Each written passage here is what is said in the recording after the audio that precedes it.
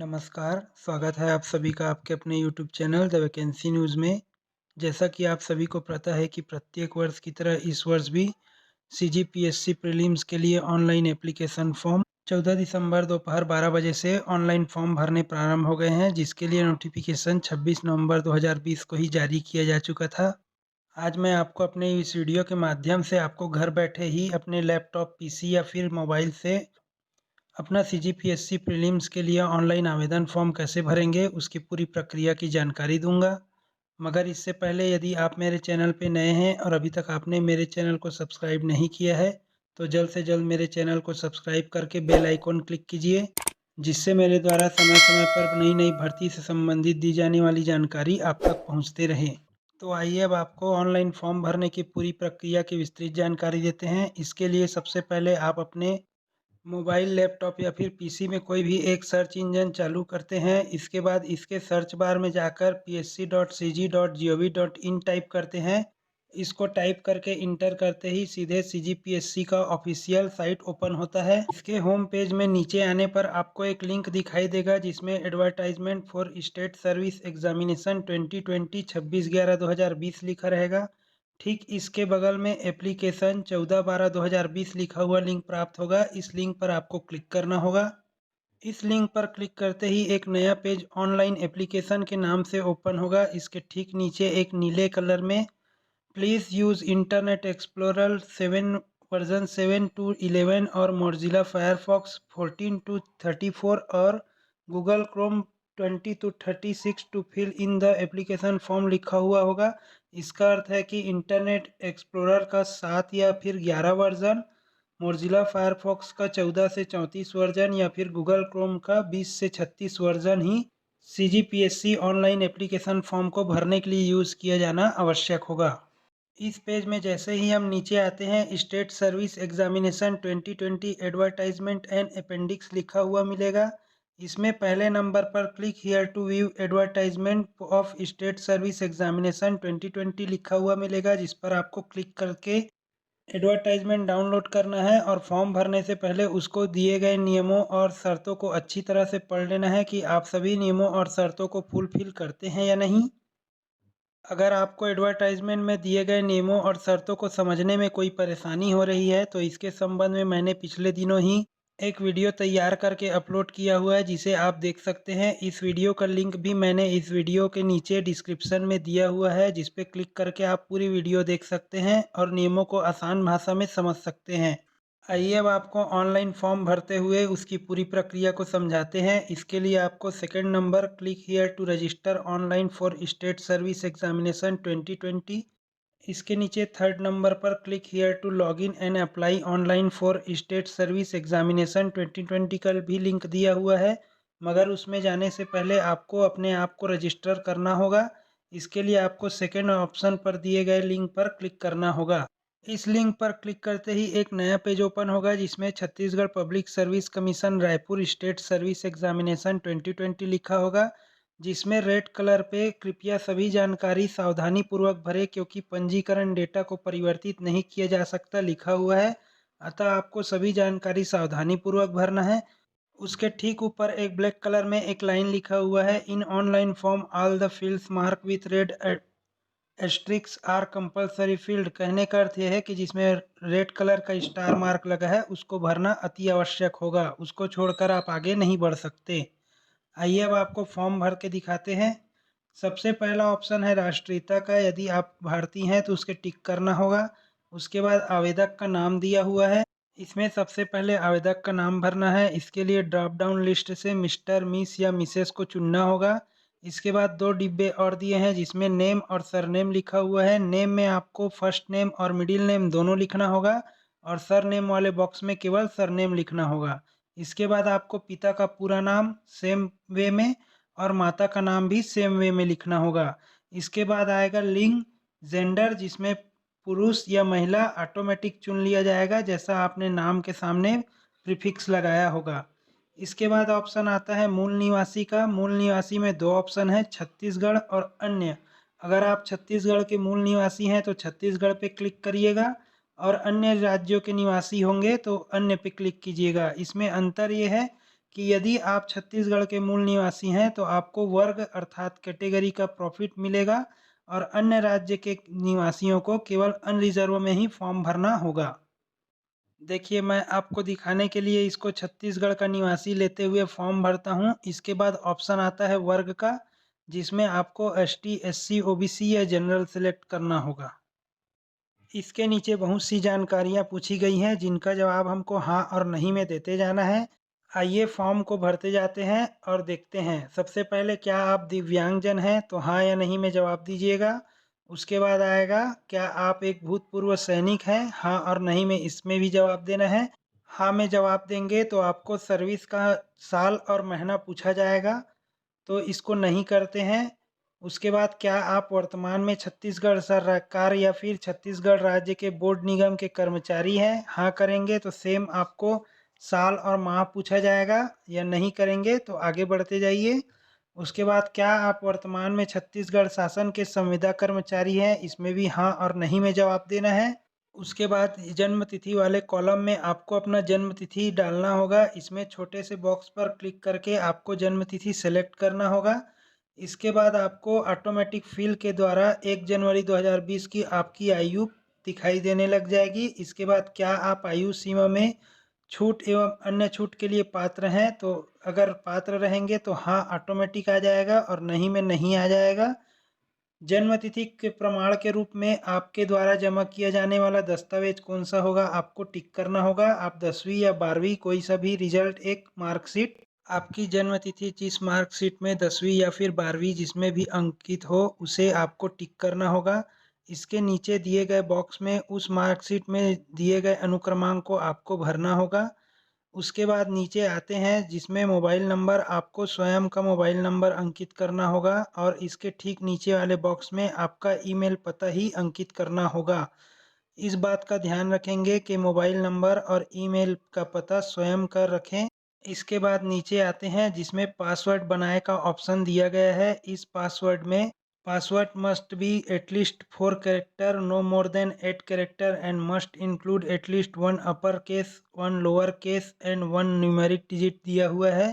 कहने का अर्थ यह है कि आपको ऐसा पासवर्ड बनाना है जिसमें एक कैपिटल लेटर हो, कम से कम एक स्मॉल लेटर हो, एक नंबर हो और यह 4 से 8 अंकों के बीच या अक्षरों के बीच का होना आवश्यक है। उसके बाद जो सेकंड बॉक्स दिया हुआ है उसमें सेम आपको अपना पासवर्ड रिपीट करना है। दोनों पासवर्ड सेम होने चाहिए, अन्यथा यह एक्टिवेट नहीं होगा। इसके बाद नीचे एक चेक बॉक्स दिया हुआ है जिसमें डिक्लेरेशन बाय एप्लीकेंट, आवेदक आवेदिका के द्वारा घोषणा दिया हुआ है जिसको टिक मार्क करना है।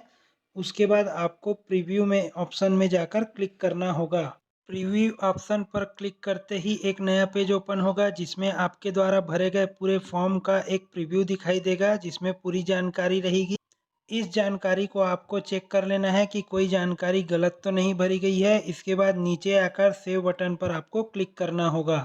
जैसे ही आप सेव बटन पर क्लिक करते हैं आपका रजिस्ट्रेशन कंप्लीट हो जाता है और आपके द्वारा डाले गए ईमेल आईडी में आपको एक मेल प्राप्त होता है जिसमें आपका यूज़र नेम और पासवर्ड दिया हुआ होगा।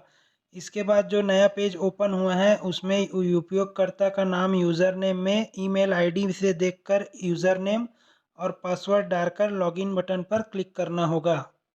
जैसे ही लॉगिन ऑप्शन पर क्लिक करते हैं एक नया पर्सनल डिटेल करके ऑप्शन के साथ एक नया पेज ओपन होता है जिसमें कुछ जानकारी पहले से भरी हुई हैं जिनको आपको चेक करना है और उसके बाद सेव एंड कंटिन्यू बटन पर क्लिक करना होगा। जैसे ही सेव एंड कंटिन्यू बटन पर क्लिक करते हैं बेसिक डिटेल ऑप्शन के साथ एक नया पेज ओपन होता है जिसमें आपको अपनी बेसिक डिटेल डालनी होगी जिसमें पता जैसे कि शहर, गांव का नाम, ज़िले का नाम और राज्य का नाम, पिन कोड आदि का पता डालना होगा।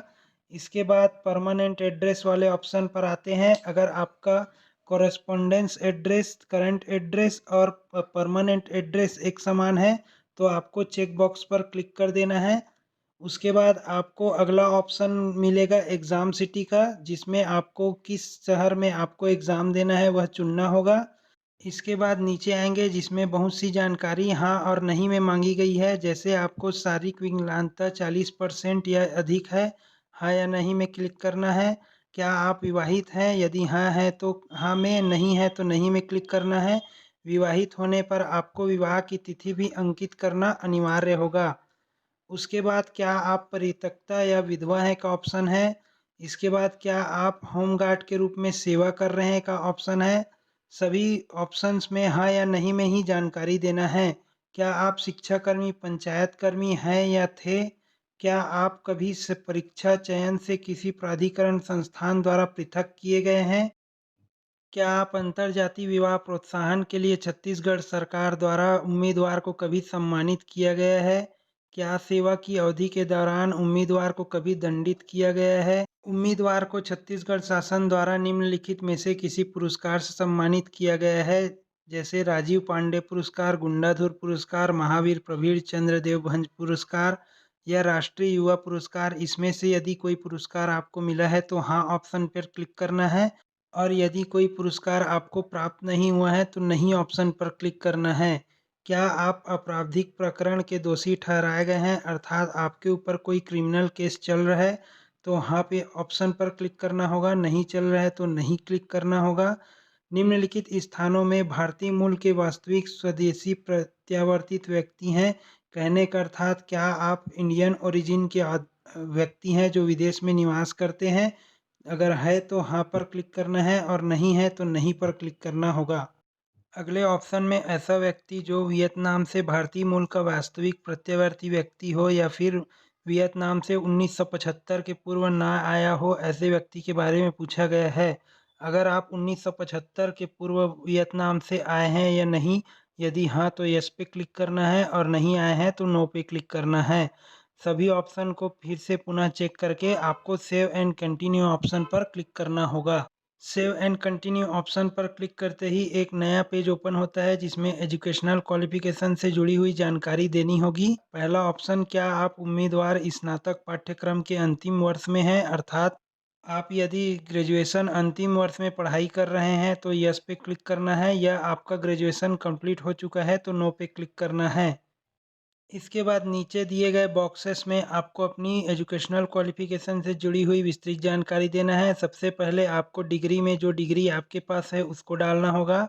सब्जेक्ट वाले ऑप्शन में जिस सब्जेक्ट से आपने डिग्री हासिल किया है वो डालना होगा। इंस्टीट्यूशन नेम में आपका कॉलेज का नाम डालना होगा, और यूनिवर्सिटी नेम में वह कॉलेज किस यूनिवर्सिटी से संबंधित है उसकी जानकारी देनी होगी। पासिंग ईयर में आपने ग्रेजुएशन किस सन में पास किया है यह डालना होगा, और ग्रेजुएशन करते समय आपका रोल नंबर क्या रहा था उसे रोल नंबर वाले कॉलम में डालना होगा। परसेंटेज ग्रेड वाले ऑप्शन में से दोनों में से जो आपके ग्रेजुएशन में आपको मिला था, परसेंट सिस्टम था या फिर ग्रेड सिस्टम, ये सिलेक्ट करना होगा। टोटल मार्क्स में आपके एग्ज़ाम का टोटल मार्क जो रहा वो डालना होगा, और मार्क ऑब्टेन में आपको जितना टोटल मार्क्स से प्राप्त हुआ है वह डालना होगा। उसके बाद परसेंट और ग्रेड पॉइंट ऑटोमेटिक आ जाता है। सभी जानकारी को एक बार चेक करके सेव एंड कंटिन्यू पर क्लिक करना होगा। सेव एंड कंटिन्यू पर क्लिक करते ही वर्क एक्सपीरियंस डिटेल के नाम से एक नया पेज ओपन होता है, जिसमें आपकी अगर कोई वर्क एक्सपीरियंस है उसकी जानकारी देनी होगी। अगर वर्क एक्सपीरियंस आपके पास नहीं है तो आपको सेव एंड कंटिन्यू ऑप्शन पर क्लिक करना होगा। सेव एंड कंटिन्यू ऑप्शन पर क्लिक करते ही डॉक्यूमेंट अपलोड का ऑप्शन के साथ एक नया पेज ओपन होता है। इस पेज पर एक रेड कलर में एक नोट दिया हुआ है जिसे आपको अच्छे से पढ़ लेना है। नवीनतम फोटो पर अभ्यर्थी का नाम और फोटो खिंचवाने की तिथि अंकित करें। फोटो खिंचवाने की तिथि विज्ञापन की तिथि की बात की होनी चाहिए, अर्थात आप जो फोटो अपलोड करते हैं उसमें नाम और फोटो खिंचवाने की तिथि अंकित होना आवश्यक है। जबकि वह फ़ोटो खिंचवाने की तिथि एडवर्टाइजमेंट जारी किए जाने की तिथि के बाद की होनी चाहिए, अर्थात इस फॉर्म को भरने के लिए आपके जो फ़ोटो अपलोड कर रहे हैं उसमें 26/11/2020 के बाद की डेट अंकित होना आवश्यक है। आइए आप फ़ोटो अपलोड करते हैं। चूज़ फाइल के ऑप्शन पर क्लिक करके आप जहां पर फ़ोटो रखे हुए हैं वहां से सिलेक्ट करना है। सेलेक्ट करने ही फाइल का नाम आएगा, और अपलोड बटन पर क्लिक करते ही आपकी फ़ोटो अपलोड हो जाएगी। इसके नीचे वाले ऑप्शन पर आपको अपना हस्ताक्षर अपलोड करना होगा। चूज़ फाइल में जाकर जहां हस्ताक्षर स्कैन करके सेव करके रखे हैं उसे सिलेक्ट करके अपलोड ऑप्शन पर क्लिक करना है। जिसके बाद आपका हस्ताक्षर अपलोड हो जाएगा। आपको यह बात ध्यान देना है कि हस्ताक्षर काले स्याही से किया हुआ होना चाहिए और उसकी साइज़ 100 केबी से अधिक नहीं होनी चाहिए। इसी प्रकार फ़ोटो की साइज़ भी 100 केबी से अधिक नहीं होनी चाहिए। दोनों सफलतापूर्वक अपलोड होने पर प्रीव्यू आपको पेज में दिखाई देगा। इसके बाद आपको सेव एंड कंटिन्यू ऑप्शन पर क्लिक करना होगा। सेव एंड कंटिन्यू के ऑप्शन पर क्लिक करते ही फाइल अपलोड सक्सेसफुली का एक मैसेज आएगा जिसका ओके करना होगा।